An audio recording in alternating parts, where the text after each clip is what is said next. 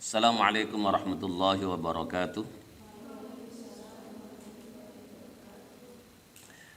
Ila hadrati Nabil Mustafa sallallahu alaihi wasallam, thumma ila hadrati ikhwanihi minal anbiya'i wal mursalin wal awliya'i wasyuhada'i was salihin wal ulama'i lamilin, thumma arwahil muslimin wal muslimat wal mu'minin wal mu'minat min masyariqil ardi ila magharibiha barriha wa bakhriha, khususan aba'ana wa ummahatina wa ajdadana wa jaddatina wa masyayikhana wa masyaikha masyayikhina wa nahussul husus ila hadrati ruhi Syekh Ahmad ibn Ali ibn Hajar al-Asqalani wa Syekh Abdul Karim wa Syekh Ahmad Marzuki wa Syekh Makhrus Ali wa Syekh Ahmad Idris Marzuki wa Syekh Imam Makhrus wa Syekh Abdul Aziz Mansur wa Syekh Masum Jauhari wa Syekh Maftuh Bastul Birri, thumma ila hadrati ruhi Syekh Mansur Adran wa Syekh Arbani Anwar, Syekh Abdul Malik Safi wa Syekh Abdul Malik Bahri wa Syekh Ilham Nadir wa Syekh Halim Samsir wa Syekh Halim Turmudi wa Syekh Bambang Suprayugi wa Syekh Imam Supramo wa Syekh Sigit Wali wa Syekh Ahmad Tudari wa Syekh Mustami Mustafa, thumma ila hadrati ruhi Syekh Masruhin wa Syekh Abdul Hafidz Satori wa Syekh Farhan wa Syekh Masum wa Syekh Kusrin, thumma ila hadrati ruhi ummi Hajjah Sakona binti Ahmadi wa abi Haji Muslim Karsana wa ukhti Siti Juwari wa ukhti Siti Aisyah.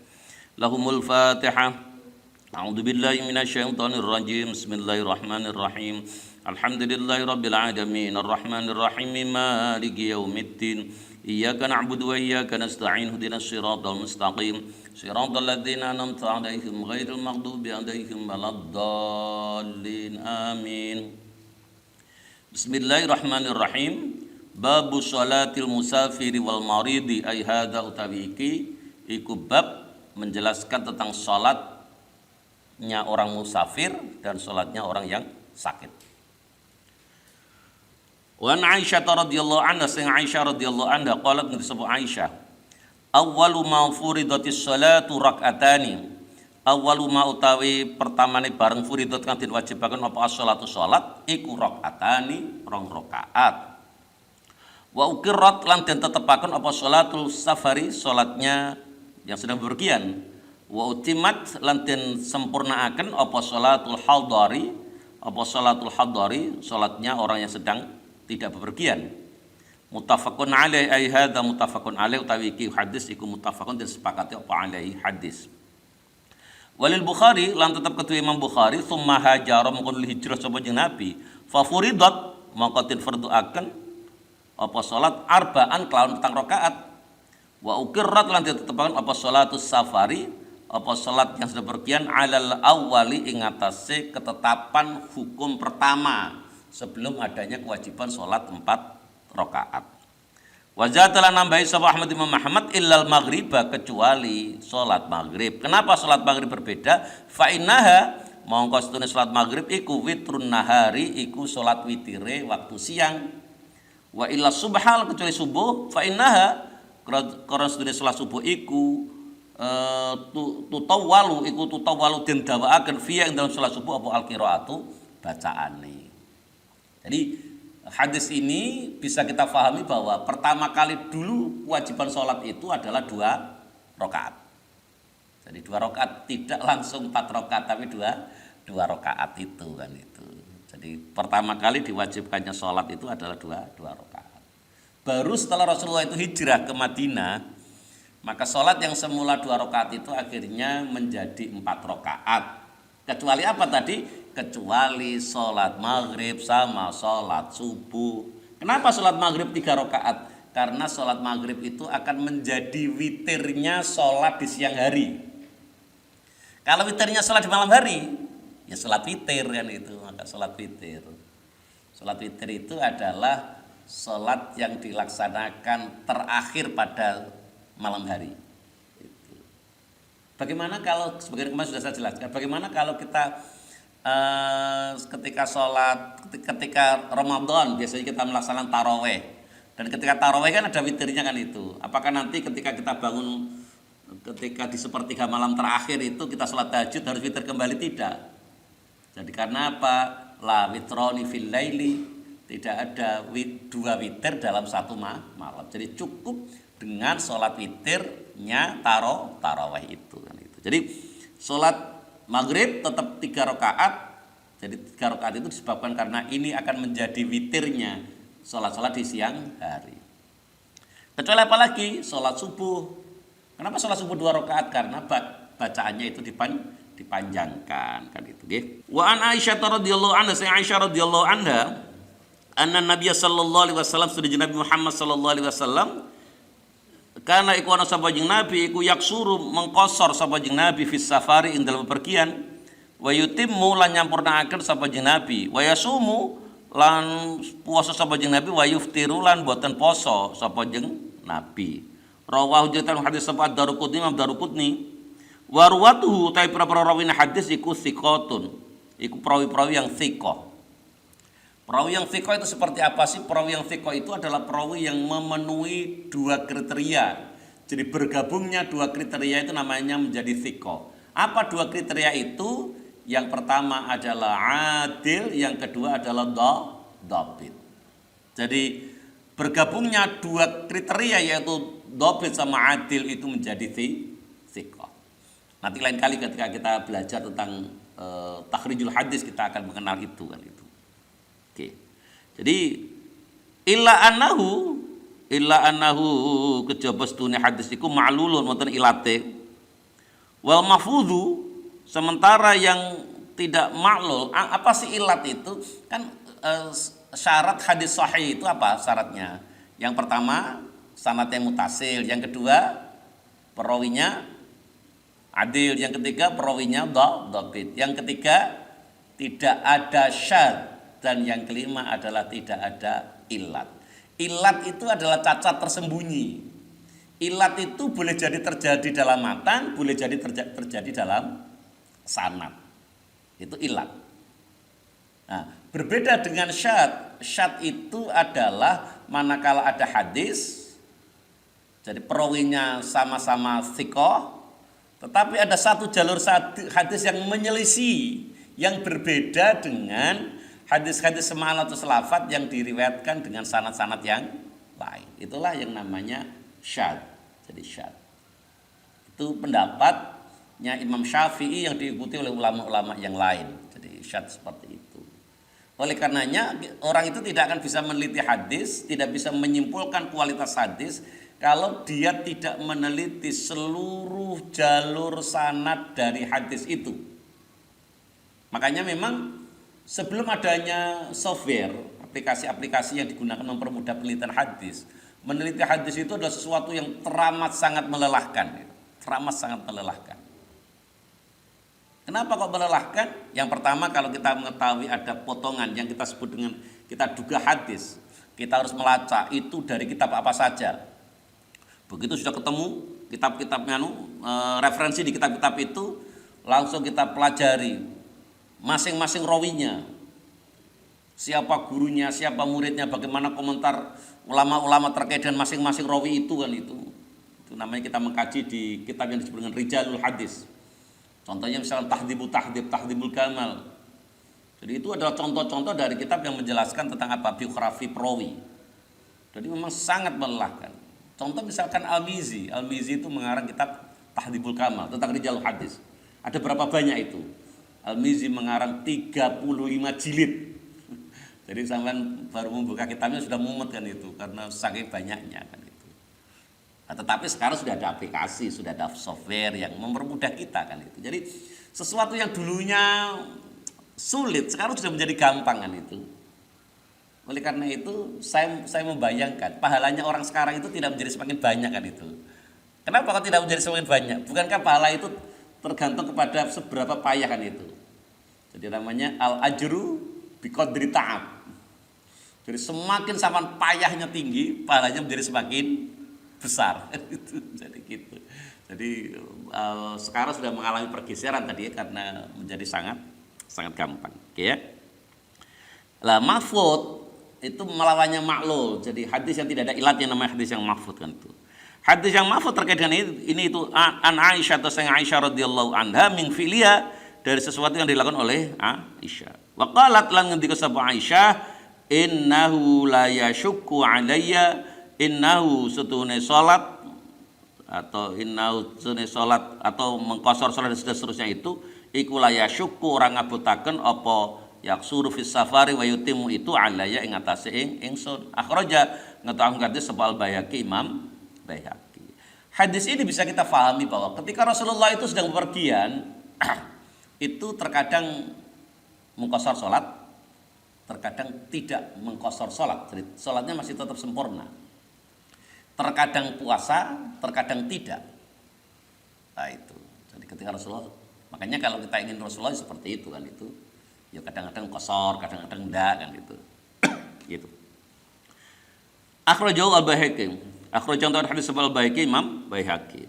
Wa an Ibnu Umar radhiyallahu anhuma, sang Ibnu Umar radhiyallahu anhuma qala ketika sapa Ibnu Umar qala ketika sapa Rasulullah sallallahu alaihi wasallam ketika Rasulullah innallaha ta'ala yuhibbu an tu'ta rukhasuhu. Innallaha sunna Allah ta'ala kang mulur sapa Allah iku yuhibbu demen sapa Allah an tu'ta yen to den lakoni, yen to den tekani atau yen to den lakoni apa rukhasuhu pira-pira kemurahane Allah. Kama yakrahu sebagaimana sengit geding antuk tayen to den tekani to den lakoni apa maksiyatuhu nglarane Allah. Jadi kalau kita melihat ini, kalau disuruh memilih antara mengqashar sholat sama tidak, yang lebih baik yang mana? Kalau menggunakan hadis ini yang lebih baik adalah mengqashar sholat, karena mengqashar sholat itu adalah kemurahannya Allah. Kalau Allah sudah memberikan kemurahan, jangan mencari yang mahal-mahal kan itu. Makanya mazhab Hanafi mengqashar sholat itu hukumnya tidak boleh tapi wajib. Jadi ketika Allah sudah memberi kemurahan, ambil kemurahan itu kan itu. Jadi seperti itu kan itu. Jadi mengambil yang rukhsah gitu. Nah, hanya nanti kita perlu diskusikan itu. Yang boleh mengqashar sholat yang seperti apa kan itu. Bepergian yang seperti apa nanti kita pelajari. Ada kelanjutan di hadis-hadis ini kan itu.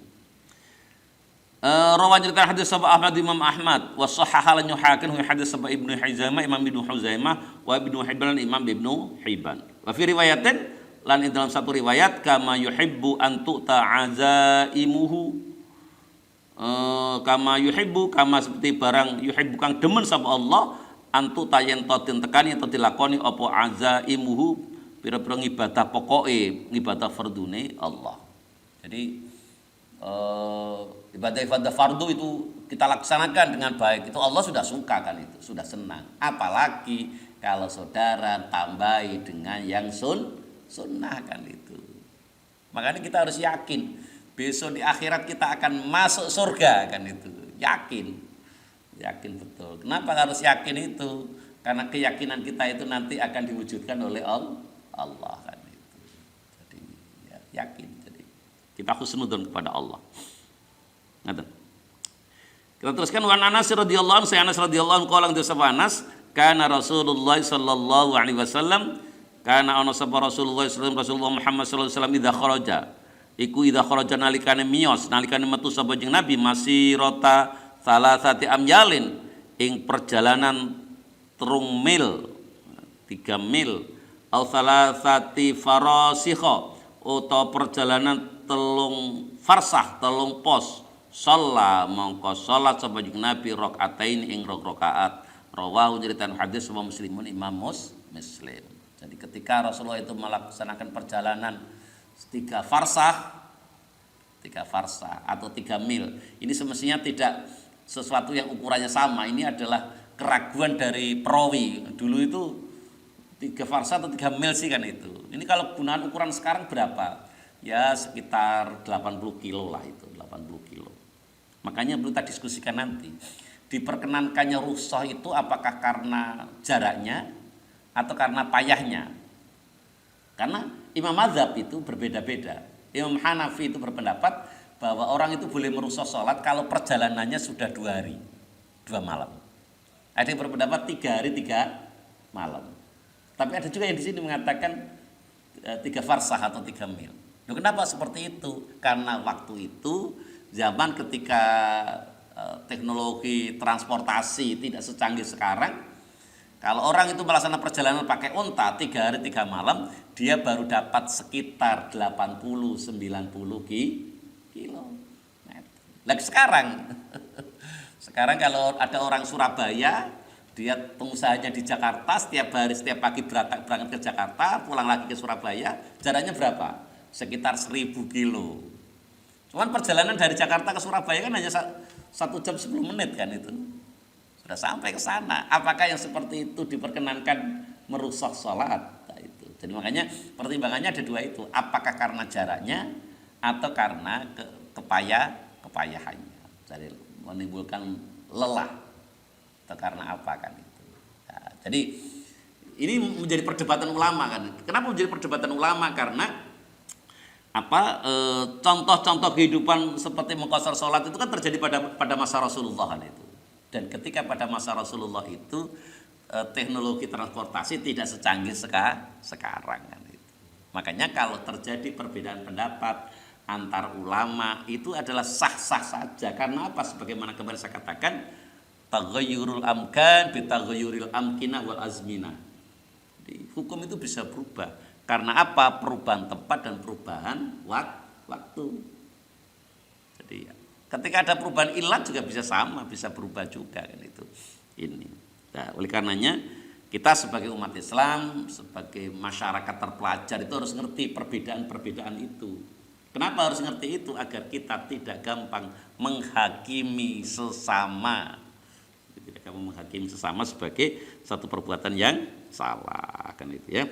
Di sini dikatakan idza kharaja masirata thalath amjalin au thalathati farasikha shalla rak'ataini rawahu Muslim.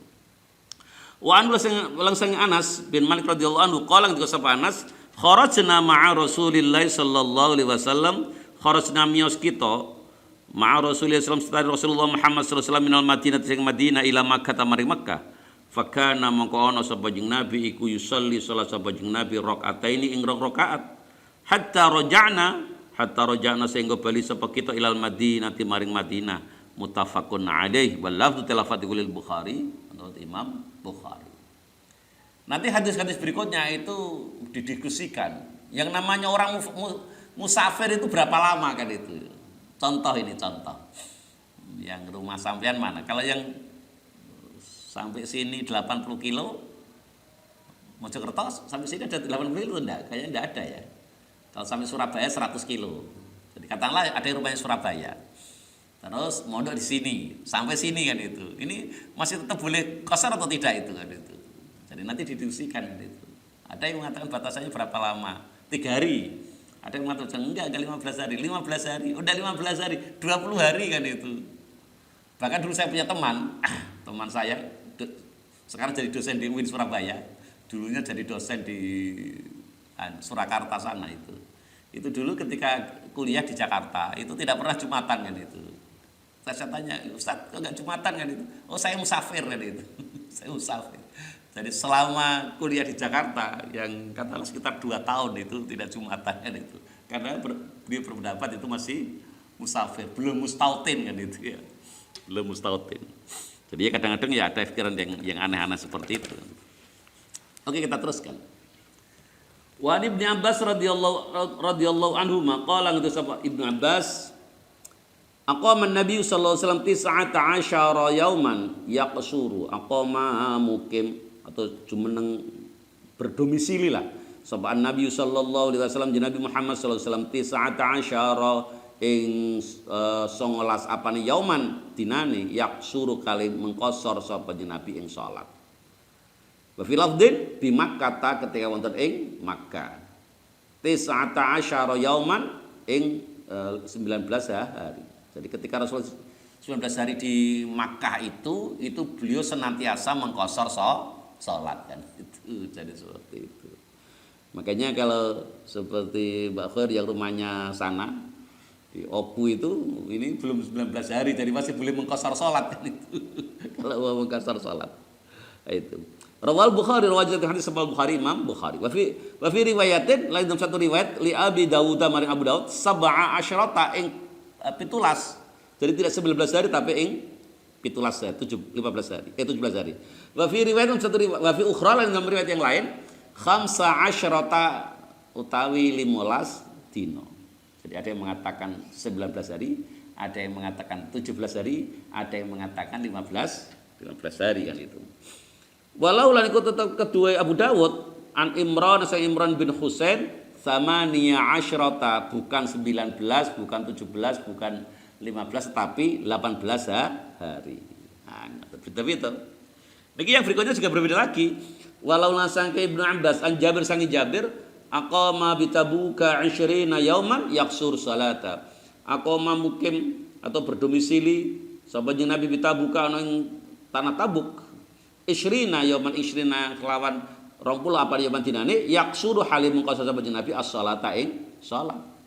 Jadi tidak 19, bukan 18, bukan 17, bukan 15, tetapi 20 hari itu mengkosor salat. Warwatu utawi pra-pra hadis iku thiqatun thiqa illa annahu karena sebenarnya hadis iku ikhtalafa iku nyulayan itu berbeda min wasli saking mutasilnya hadis. Jadi ini kalau perawinya thiqat, tetapi yang masih menjadi perdebatan itu apakah hadis ini mutasil atau tidak. Apa sih kriteria mutasil itu? Kriteria mutasil kalau menurut Imam Bukhari, sehingga periwayat Imam Bukhari itu dianggap yang paling kuat karena Imam Bukhari itu mensyaratkan, jadi beliau tidak akan mau menerima hadis untuk dimasukkan di kitab hadis sahihnya manakala Imam Bukhari tidak menemukan satu data bahwa antar rawi guru murid itu betul-betul terjadi yang namanya thubutul liqa, jadi betul-betul pernah ketemu. Jadi Imam Bukhari itu harus menemukan satu data bahwa memang antara rawi satu dengan rawi berikutnya itu betul-betul pernah ketemu. Itu persyaratan dari Imam Bukhari. Sementara kalau imam-imam lain itu tanpa menemukan data bahwa antara rawi itu ketemu sepanjang mereka sezaman, muasyarah ya, muasyarah, kesezamanan. Jadi kalau sezaman maka ulama-ulama yang lain, mukharrij yang lain itu menganggap muttasil. Yang namanya sezaman itu seperti sezaman itu. Sezaman itu manakala jeda atau interval antara rawi itu tidak melebihi 57 tahun. 56 atau 57 tahun. Ya, kenapa kok menggunakan ukuran 56 atau 57 tahun? Karena hampir kebanyakan di kitab Rijalul Hadis itu yang dijelaskan tidak menjelaskan lahirnya, tapi rata-rata hanya wafatnya. Jadi wafatnya. Makanya kalau ada perawi satu dan perawi lain itu wafatnya itu jedanya 57 tahun atau kurang, itu dianggap mutasil. Kenapa 57 tadi? Karena seorang anak yang berumur 5 tahun itu sudah berhak menerima hadis. Jadi menerima hadisnya itu boleh 5 tahun, tetapi untuk menyampaikan hadis kepada orang lain syaratnya apa? Harus sudah balik. Tetapi ketika menerima hadis 5 tahun itu sudah dianggap bisa menerima hadis. Nah, kok seperti itu? Karena ternyata dulu yang namanya ulama-ulama hadis ketika mengajarkan hadis dari Rasulullah itu, dan ada seorang ibu atau seorang bapak yang membawa anaknya berumur 5 tahun, itu sudah dicatat kehadirannya oleh ulama itu. Sudah dicatat. Berarti apa? Seorang anak yang berumur 5 tahun dia sudah berhak untuk menerima hadis. Kalau 5 tahun sudah berhak menerima hadis, sementara umat Rasulullah itu rata-rata berusia 62 sampai 63, berarti kan kalau 62 dikurangi 5 berapa berarti? 57 tahun. Nah, ngoten carane ngitungnya ini. Jadi kalau jeda wafatnya itu sekitar 57 tahun itu dianggap muasyarah, dianggap sezaman dan diyakini sebagai muttasil. Nah, nanti kita pelajari lah di lain kali itu. Jadi kita pelajari seperti itu. Jadi yang diperdebatkan ini adalah terkait dengan apa? Terkait dengan mutasilnya. Wan Anas radhiyallahu anhu, sang Anas radhiyallahu anhu qala disebut Anas radhiyallahu anhu kana ana sapa Rasulullah sallallahu alaihi wasallam, Rasulullah Muhammad sallallahu alaihi wasallam itku idar tahala nalikane budal nalikane tindak sapa jeung Nabi fi safarin dalam satu pergian qabla antaziga ing dalam sadurunge lingsir apa asyamsu matahari akhara mongko bakal ngakhiraken sapa jeneng Nabi adzuhra ing salat zuhur ila waqtil asri maring salat asar. Jadi kalau Rasulullah itu pergian dan perginya Rasulullah itu sebelum tiba waktu salat zuhur. Jadi sebelum tiba waktu salat zuhur Rasul sudah pergi dari rumah, sudah keluar dari rumah beliau, maka Rasulullah melaksanakan jamak takhir. Jamak takhir artinya kalau sholat duhurnya diletakkan di waktu sholat asar. Itu manakala apa? Rasul itu bepergiannya itu sebelum waktunya sholat zuhur. Jadi ila waktu asir. Tsumma nazala mangkon ular semenjene fa jama'a jamaah semenjene Nabi bainahuma antarane sholat zuhur kali sholat asar. Tetapi wa in zagat mongko nalikane wis lingsir apa Syam tu srengenge qabla ayar tahila sadurunge yen to tindakan sapa jeneng Nabi shalla mongko salat sapa jeneng Nabi al-zuhra ing salat zuhur tsumma raqiba mongko nunggang sapa jeneng Nabi.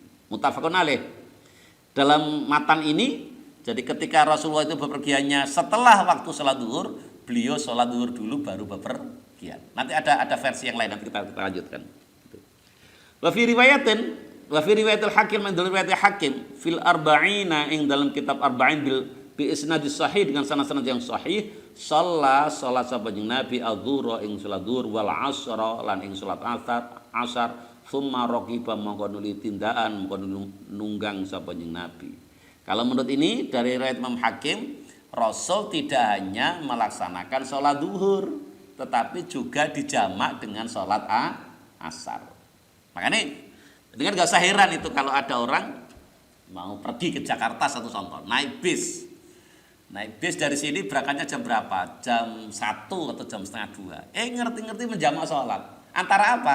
Zuhur sama asar kan itu. Jangan tidak usah heran. Karena di sini diperkenankan seperti itu kan itu.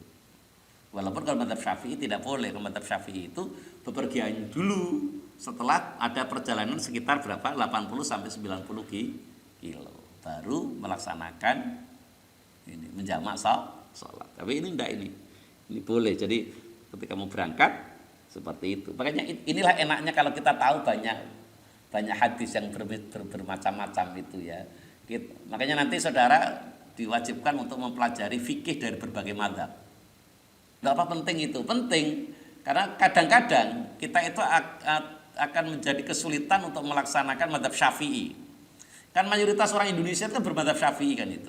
Pada ada waktu tertentu kadang-kadang kita kesulitan untuk melaksanakan itu. Contoh misalkan. Orang tawaf itu kan sama persis dengan orang sholat. Artinya harus suci dari hadas. Madzhab Syafi'i berpendapat bersentuhan laki dan perempuan ya, yang bukan muhrim itu membatalkan wudu. Kalau orang itu sedang tawaf, apalagi tawaf ifadah, ya tawaf ifadah yang sangat lenggang kan baru tahun ini kan itu karena ada Covid gitu. Sehingga yang boleh melaksanakan ibadah haji hanya sekitar berapa? Sekitar 1.000 atau 2.000 lah itu. Sehingga orang itu bisa tawaf dengan jarak yang jauh kan itu. Apakah biasa seperti itu? Tidak sama sekali. Kalau biasanya itu orang ketika tawaf itu sebenarnya tidak jalan karena terdorong dari belakang aja kan itu. Karena saking sesaknya, sangat padat. Nah, kalau kita tetap berpendapat bahwa bersentuhan laki dan perempuan itu membatalkan wudhu, apa yang terjadi? Sampai baru tawaf berjalan, singgulan, batal, keluar lagi berwudhu, nanti lagi, batal lagi, nanti lagi batal lagi, nggak jadi tawaf itu, nggak jadi tawaf. Maka kalau seperti itu kita harus ngerti. Ada pendapat ulama-ulama lain yang berpendapat bahwa kalau bersentuhan itu tidak membatalkan. Hanya saja memang ulama itu juga minta kepada kita. Kalau kita itu pindah kepada mazhab yang lain, kalau pindah satu qadhiyah. Apa sih satu qadhiyah itu? Kalau batalnya wudhu kita menggunakan mazhab Hanafi satu contoh, maka cara berwudhunya harus juga menggunakan cara mazhab Hanafi kan itu. Ini ulama. Jadi oleh karena itu kalau intikal mazhab itu harus satu qadhiyah kan itu.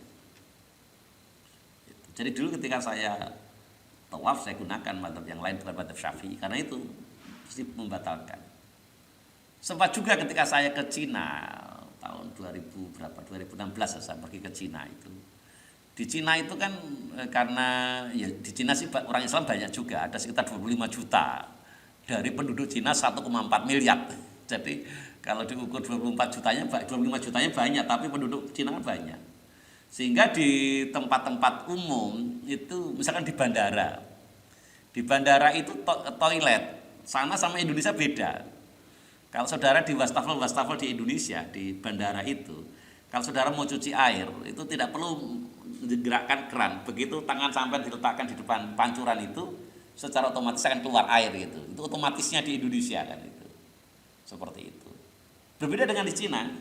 Kalau sampean pipis di Cina itu, kalau sampean masih di dekat tempat pipis itu, nggak akan keluar air kan itu. Kapan keluar airnya? Ketika sampean menjauh. Jadi begitu sampean menjauh, dianggap pipisnya sudah selesai, airnya ngocor. Artinya kalau sampean mau menggunakan air yang ada di tempat toilet itu tidak akan mungkin bisa. Karena sepanjang sampean masih dekat, airnya tidak keluar.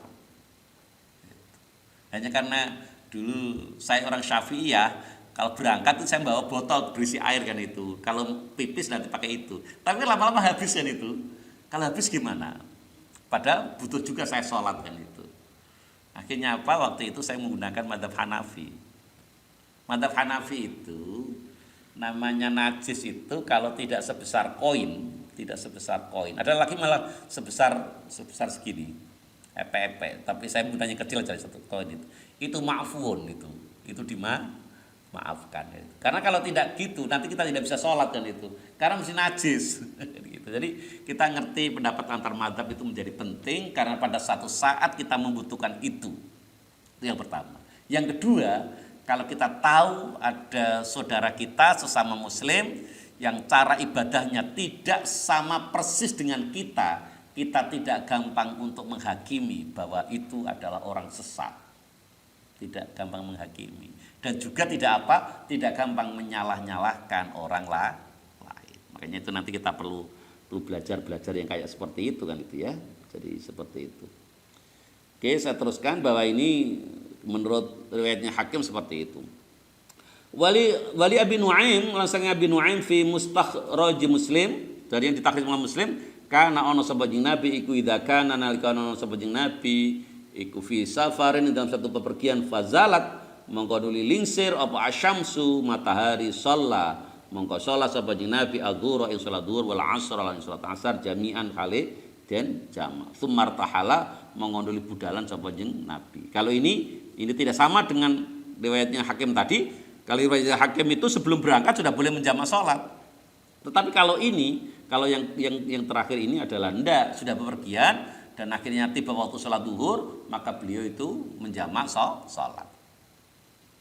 Yo, apakah tidak penting kita itu tahu bahwa kita itu diperkenankan menjamak sholat ketika tidak bepergian? Itu menjadi penting menurut saya.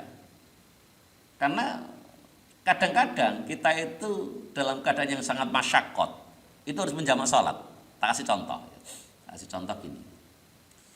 Misalkan sama jadi manten kan itu. Kapan sama jadi manten kan?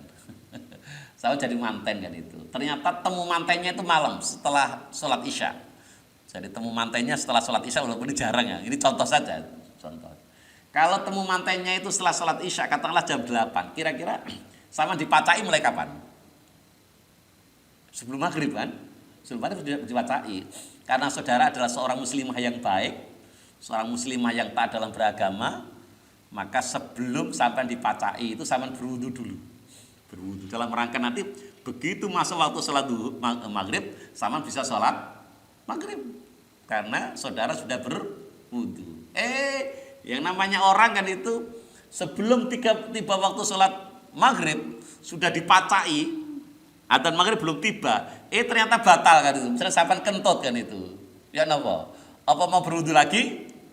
Kalau berwudu lagi nanti perias yang mesti akan ngamuk. Enggak apa-apa Mbak, wudu mana? Yang penting bayarannya jelas kan itu. Akan seperti itu kan? Seperti itu. Nah, kalau sudah seperti itu gimana caranya? Kalau mau berwudu itu ada masyakot tadi karena sudah dipacai. Kalau enggak berwudu tidak bisa sholat. Tidak bisa sholat maghrib. Mana yang sampai ambil? Nah, kalau saudara ngerti bahwa Rasul itu juga pernah menjamak sholat ketika Rasul tidak sedang bepergian, maka sampai nanti bisa menjamak sholat. Oke, nanti saya jamak dengan sholat isya. Jadi jamak takhir. Apa boleh tidak pergian? Ya seperti ini, seperti yang disampaikan oleh siapa? Oleh Imam Al-Hakim atau oleh Ibnu Abbas. Jadi ada hadis Ibnu Abbas yang itu walaupun itu dikritik sebagian ulama kan itu.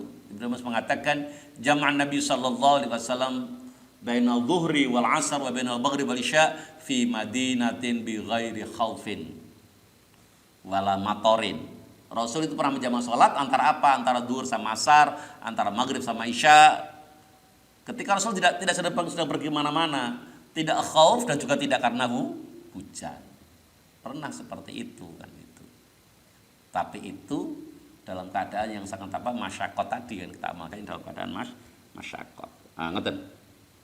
Wan Mu'adz bin Jabal radhiyallahu anhu, sang Mu'adz bin Jabal radhiyallahu anhu kana ana sapa Mu'adz bin Jabal kharajna ma'an Nabi sallallahu alaihi wasallam, kharajna miyas kita ma'an Nabi sallallahu alaihi wasallam setani Nabi Muhammad sallallahu alaihi wasallam fi ghazwati Tabuk, ing dalam perang Tabuk. Fakana mongko ana sapa jeung Nabi iku yusolli salat sapa jeung Nabi adzuhra ing salat zuhur wal asra ing salat asar jami'an halatin jama wal maghriba lan ing salat maghrib wal isya lan ing salat isya jami'an halitipun jama. Jadi ketika perang Tabuk Nabi jama salat itu rawah cerita hadis Muslimun Imam Muslim. Wa an Ibnu Abbas radhiyallahu anhu ma sang Ibnu Abbas radhiyallahu anhu ma qala sampai Ibnu Abbas qala ngendika sapa Rasulullah sallallahu alaihi wasallam, ngendika sapa Rasulullah sallallahu alaihi wasallam, la taqsuru salata fi aqalli min arba'ati burudin. La taqsuru aja padha nyendakne, aja padha ngosor sira kabeh as-salat ing salat fi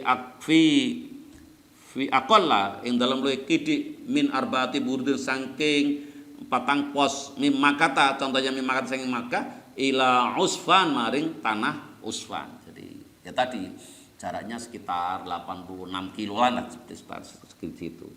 Tidak boleh mengqasar salat kan itu. Rawan nyeritam hadis sahabat Daruqutni bi isnadin dan sanad dhaif ingkang lemah was sahihu utai sing sahih an-nasun hadis iku mauqufun, hadis mauquf. Jadi tidak dari Rasulullah tetapi dari apa? Dari Ibnu Abbas mauqufun. Kada kaya mun hadis akhraja kan untuk hadis sampai Ibnu Huzaimah, Imam Ibnu Huzaimah. Wan Jabir radhiyallahu anhu, sangin Jabir radhiyallahu anhu qala disebut Jabir qala disebut Rasulullah sallallahu alaihi wasallam, Rasulullah Muhammad sallallahu alaihi wasallam, khairu ummati utawi bagus-bagus umatku iku alladzi wong akeh idza asau nalikane nglakoni ala sapa alladzi sapa ummati istighfaru moko padha nyuwun ngapura sapa ladzi sapa ummati. Wa idza safaru lan nalikane padha tindakan sapa ummati qasauru mongko padha ngosor sapa ummati wa aftaru lan padha mokel nggih boten puasa sapa ummati.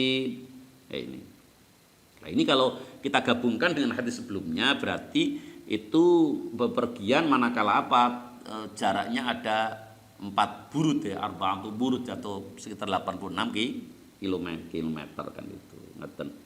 Akhrajah untuk hadis Abu At-Tabrani Imam Tabrani fil Awsat dalam kitabul Awsat bi isnadin kala syarat dhaifin kang lemah. Wa wa hadis iku fi marasil Sa'id bin Musayyab saking kitab marasilnya Sa'id bin Musayyab. Jadi hadis mursal ingdal Baihaqi menurut Baihaqi mukhtasaran khalidipun ringkes. Wan Imran bin Husain sang Imran bin Husain radhiyallahu anhu qala ngendika sapa Imran kanat ana iku bi kedhe ingsun apa bawasiru lara napa beser pipi sae kan itu fasatu mongko takon sapa ingsun mongko nyuwun pirsa sapa ingsun an Nabi sallallahu alaihi wasallam ing Nabi Muhammad sallallahu alaihi wasallam anis salat sing salat faqala mongko nalika ngendika sapa Nabi sholli qaiman sholli mongko salat sira qaiman hale wong kale kang berdiri. Fa'ilam tastati mongko yen ora kuasa sira untuk salat secara berdiri faqaitan mongko salat sambil lungguh. Fa'ilam tastati mongko nalikane ora kuasa sira untuk salat sambil duduk fa'ala janbin mongko salat kanthi turu miring yang meletakkan lambung kanannya di bawah kan itu. Jadi kalau tidak bisa berdiri ya duduk. Kalau enggak bisa duduk ya sama berbaring. Rawan nyeritan hadis sahal Bukhari Imam Bukhari. Wan Jabir radhiyallahu anhu sang Jabir radhiyallahu anhu qala ndika sapa Jabir adan nabiyyu maridan ada nyambangi sapa Nabi sallallahu alaihi wasallam jeung Nabi Muhammad sallallahu alaihi wasallam maridan ingkang lara faraa mongko nuli ningali sapa jeung Nabi ing maridan yusolli halis salat sapa jeung Nabi ala wasadatin ing atase bantal, jadi salat dengan berbantal. Faroma mongko nuli mbuang mongko nuli nyingkreaken sapa jeung Nabi biya ing wasada ing bantal niku. Wa qala lan ngendika sapa jeung Nabi sholli 'alal ardi sholli salata sira 'alal ardi ing atase bumi, jadi tanpa menggunakan alas bantal. Jadi kalau salat tidak bisa sama berdiri, tidak bisa sama duduk dengan cara berbaring. Yang diminta Rasulullah jangan beralaskan bantal, jadi langsung tapi tidak dalam artian Oh, harus di atas bumi, di atas tanah, ya enggak harus seperti itu ya. Kalau kita seperti di sini ya seperti di atas karpet ya boleh. Yang penting tidak ada alas untuk meninggikan tadi yang berupa bantal. Ngoten. Sholli salatu sira ala ing atase bumi ini stata'ta yen to puasa sira. Wa illa lan yen to ora puasa dengan salat napa niku miring niku wa illa fa'aumi mongko becik awe isyarat sira imaan kelawan gawe isyarat temenan. Jadi isyaratnya dengan apa? Dengan kedipan-kedipan mata. Waj'al lan dadekno sira sujud kang sujud ira akhfadu kang luwe andap luwe ngisor min ruku ika sangi ruku ira. Kalau saudara itu sholatnya sambil duduk, itu nanti ketika untuk membedakan sampai itu sedang ruku atau sujud, itu nanti kalau ruku itu lebih tinggi, kalau sujud lebih ke bawah itu. Misalkan sampean sholat di mana? Ketika di pesawat, satu contoh di pesawat. Kalau di kereta, sampean masih bisa cari tempat untuk sholat langsung di lantai masih bisa. Tapi kalau di pesawat sangat sulit lah itu. Jadi kalau sholat sambil duduk nanti mana untuk bedakan antara rukuk sama sujud itu. Jadi kalau sujud itu lebih rendah. Jadi kalau sirai atau direndahkan dibanding kalau rukuk anget. Rawa cerita hadis sebal baik Imam Baihaqi wa sahahal nyuhakan sapa Abu Hatim waqfau ing mauqufi hadis. Hadis mauquf itu gimana hadis mauquf itu? Hadis mauquf itu adalah hadis yang disandarkan kepada sahabat. Kalau disandarkan kepada Rasulullah namanya apa? Hadis marfu. Kalau disandarkan kepada Allah, hadis qudsi. Kalau disandarkan kepada tabi'in, hadis maqtu. Jadi hadis qudsi Allah, hadis marfu kepada Rasulullah, hadis mauquf kepada sahabat, hadis maqtu kepada tabi'in. Nah, ngeten. Yang terakhir wa Aisyah radhiyallahu anha sang Aisyah radhiyallahu anha qalat sab'a Aisyah raaitu ningali sapa ingsun an-nabiy sallallahu alaihi wasallam ing Nabi Muhammad sallallahu alaihi wasallam yusalli halis salat sapa Nabi murabbian khalil lungguh sila rawa cerita hadis saban Nasim Nasai wa sahaha lan yuhain sapa ing hadis sapa Hakim Imam Hakim. Kok sila ya apa salat karo sila itu? Dulu Rasul pernah jatuh dan terkilir, kakinya terkilir. Kalau digunakan duduk iftirash atau tawaruk itu sakit, maka Rasul sholatnya sama bersih sila kan itu. Makanya nanti kalau sampean menemukan ada sholat dengan cara-cara yang aneh, sampean nggak usah gumun kan itu. Kalau di Indonesia sih ya hampir sama lah, di Indonesia itu orang sholat di mana-mana hampir sama. Sehingga podo cuman ya tadi lah kalau takbiratul ihram itu enak sing gini ada yang gini kan itu. Terus kalau sedekap ya beda-beda lah. Enak sing ngisor gini. Ada yang di sini, ada yang di sini kan itu. Jadi beda-bedanya di situ. Tapi kalau duduk ya rata-rata hampir sama. Tapi kalau nanti saudara tahu di orang sholat di negara-negara lain itu ya cara duduknya ada yang lucu-lucu kan itu kan, ada yang lucu-lucu. Dan kenapa seperti itu? Karena ternyata Rasul itu ketika mencontohkan bagaimana duduk itu berbeda-beda kan itu. Berbeda-beda. Makanya perbedaan terkait dengan satu ibadah yang memang disebabkan karena tidak ada dalil yang qat'iyud dalalah, yaitu sah-sah saja. Jadi tidak usah mengklaim salah satunya yang lebih benar dibanding yang lain. Ya contoh misalkan seperti qunut subuh kan begitu kan.